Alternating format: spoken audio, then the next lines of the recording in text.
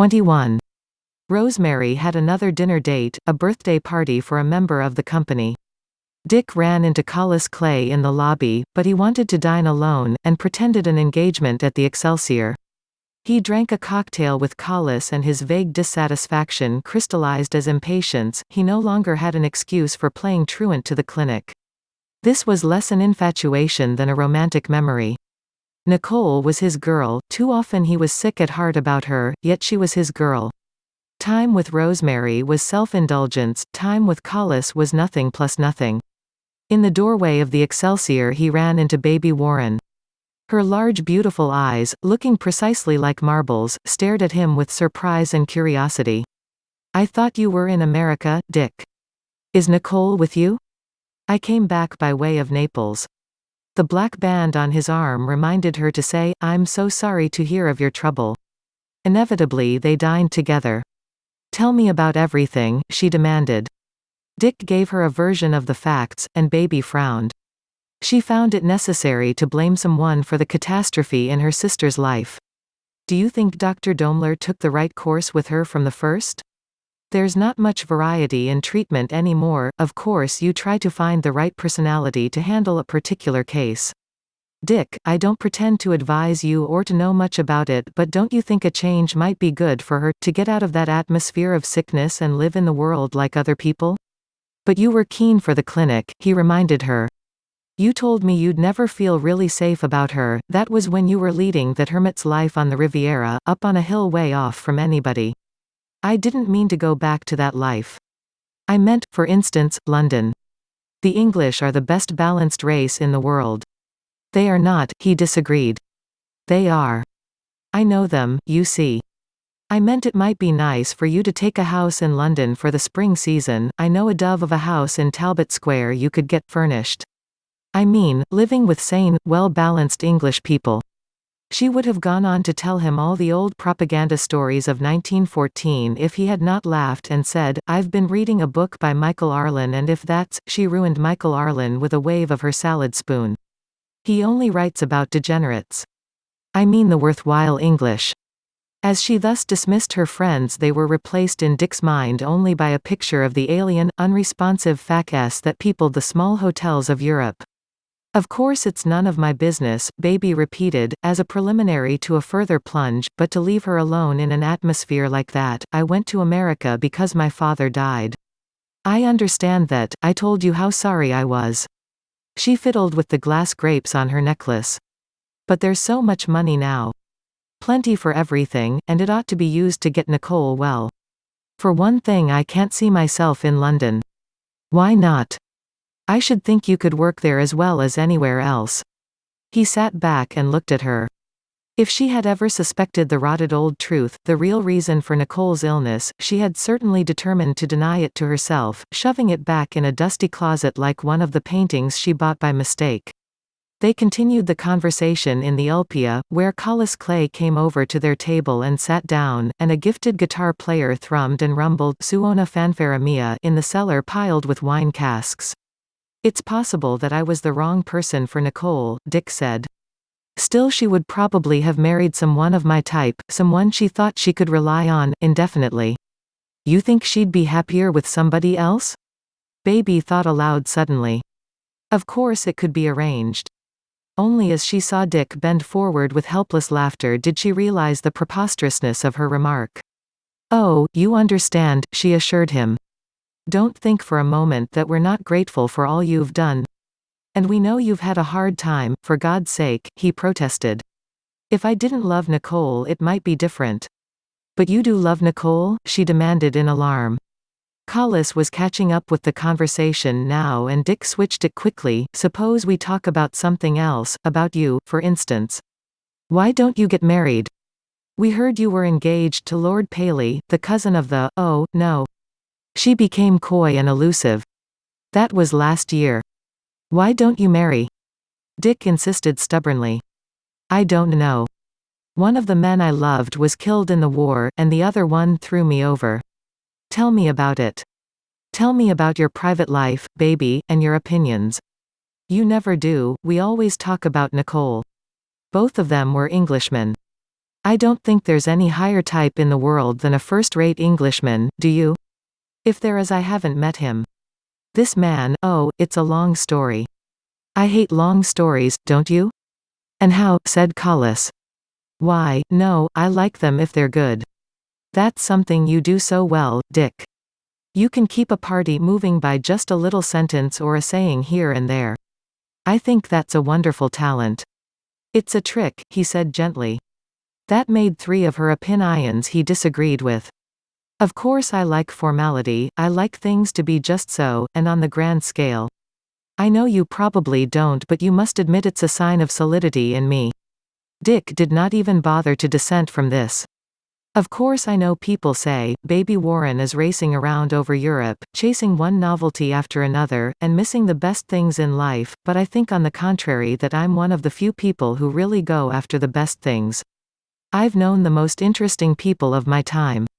Her voice blurred with the tinny drumming of another guitar number, but she called over it, I've made very few big mistakes, only the very big ones, baby.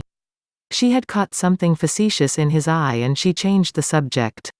It seemed impossible for them to hold anything in common. But he admired something in her, and he deposited her at the Excelsior with a series of compliments that left her shimmering. Rosemary insisted on treating Dick to lunch next day.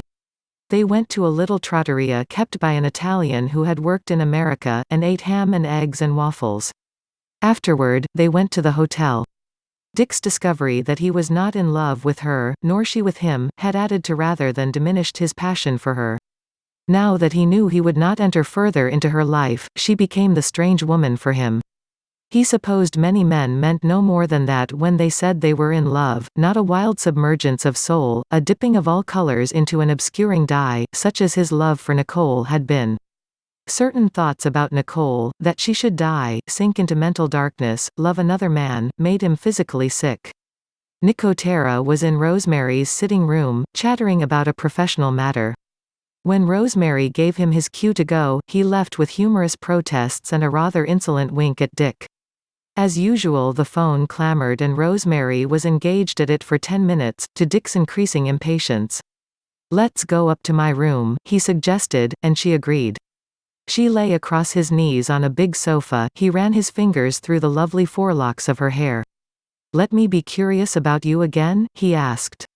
What do you want to know? About men.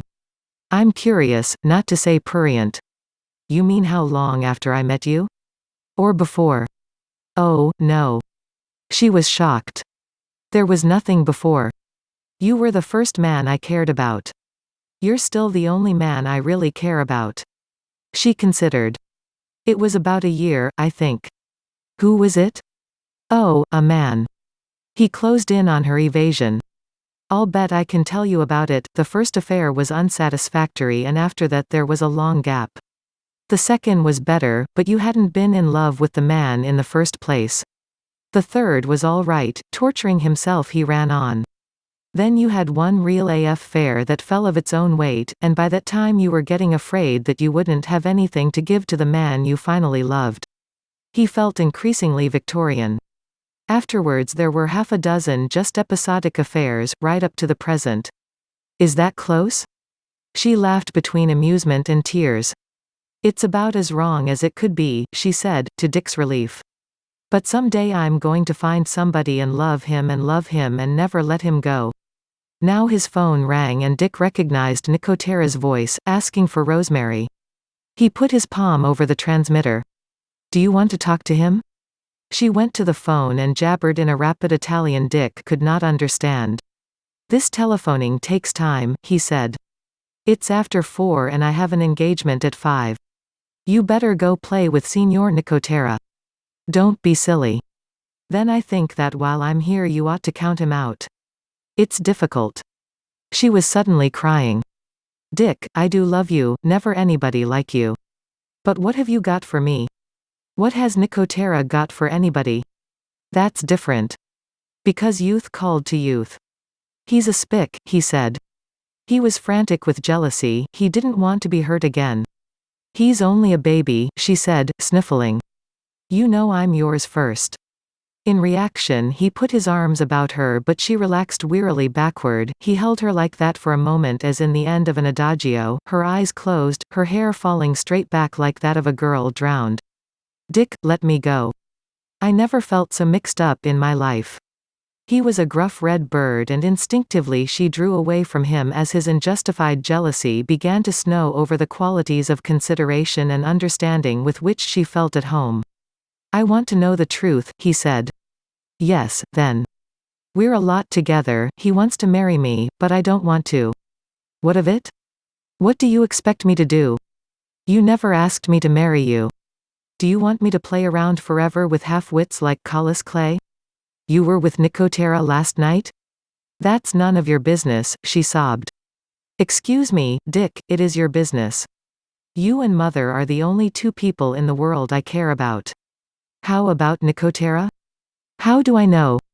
She had achieved the elusiveness that gives hidden significance to the least significant remarks. "Is it like you felt toward me in Paris? I feel comfortable and happy when I'm with you. In Paris it was different. But you never know how you once felt. Do you?" He got up and began collecting his evening clothes. If he had to bring all the bitterness and hatred of the world into his heart, he was not going to be in love with her again. "I don't care about Nicotera," she declared. "But I've got to go to Livorno with the company tomorrow." "Oh, why did this have to happen?" There was a new flood of tears. "It's such a shame.